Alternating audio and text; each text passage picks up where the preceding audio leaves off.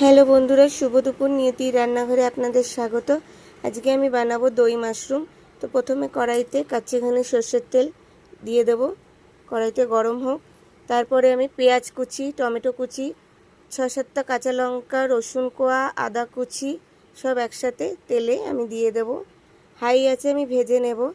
তারপরে 6-7টা কাজু আমি ওর সাথেই দিয়ে হাই আছে আমি মশলাগুলোকে ভেজে নেব। সব একসাথে ভাজা হয়ে গেছে। এবার আমি একটু ঢেকে দেব। 2টো শুকনো লঙ্কাও দিয়ে দেব, দিয়ে একটু নেড়ে ঢেকে দেব। আমার ভাজা হয়ে গেছে, দেখুন সবই গোটা গোটা আমি ভেজে নিয়েছি। এবার এগুলো তুলে নেব। তুলে নিয়ে আমি ঠান্ডা হতে দেবো, তারপরে পেস্ট করে নেব। ততক্ষণ ঠান্ডা হোক, ততক্ষণ আমি ওই কড়াইতেই কেটে রেখেছিলাম মাশরুমগুলো, কেটে জলে ভিজিয়ে রেখেছিলাম। সেই মাশরুমগুলোকে আমি একটু ভেজে নেব। হালকা, একটু বেশি ভাজবো না, হালকা একটু হাই আছে ভেজে নেব। মাশরুমগুলো আমার ভাজা হয়ে গেছে, দেখুন। এবার আমি তুলে নেব।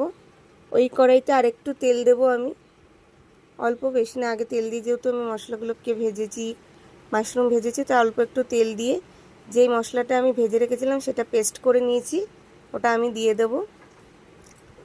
সব একসাথে দিয়ে যেটুকু মশলা লেগেছিল মিক্সারের গায়ে, সে বাটিটা ধুয়ে আমি ওর মধ্যে দিয়ে দিলাম জলটা। দিয়ে এবার ভালো করে হাই আছে কিছুক্ষণ কষিয়ে নেব। দিয়ে হলুদ গুঁড়ো, জিরে গুঁড়ো, লঙ্কার গুঁড়ো দিয়ে আমি ভালো করে মশলাগুলোকে একটু নেড়ে চেড়ে নেব। মশলাটা যাতে কড়াইয়ের গায়ে লেগে না যায়, তাহলে পোড়া গন্ধ বেরাবে। আমি একটু জল দিয়ে এবার মশলাগুলোকে হাই আছে ভালো করে কষিয়ে নেবো নেড়ে চেড়ে। এবার ঢেকে দেবো কিছুক্ষণের জন্য, মিডিয়াম আছে কিছুক্ষণের জন্য ঢেকে দেবো, যতক্ষণ না তেল ছেড়ে দিচ্ছে। দেখুন আমার কাঁচা মশলা গন্ধও চলে গেছে, তেলও ছেড়ে দিয়েছে। এবার আমি অল্প, বেশি নয়, অল্প একটু টক দই ফেটিয়ে রেখেছিলাম, সেটা দিয়ে দিলাম। দেখুন সামান্য পরিমাণে দিয়েছি, বেশি দিইনি, যেহেতু একটু টমেটো দিয়েছি, নাহলে বেশি টক হয়ে যাবে। দিয়ে এবার ভালো করে একটু কষিয়ে নেব।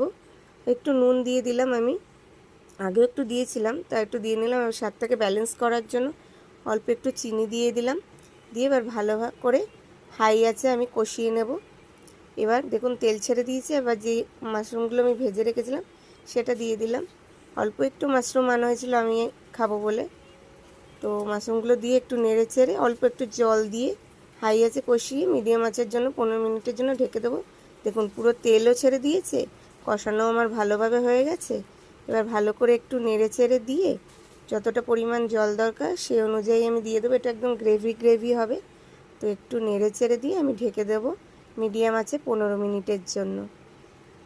দেখুন পুরো তৈরি আমার মাশরুম, দই মাশরুম পুরো তৈরি।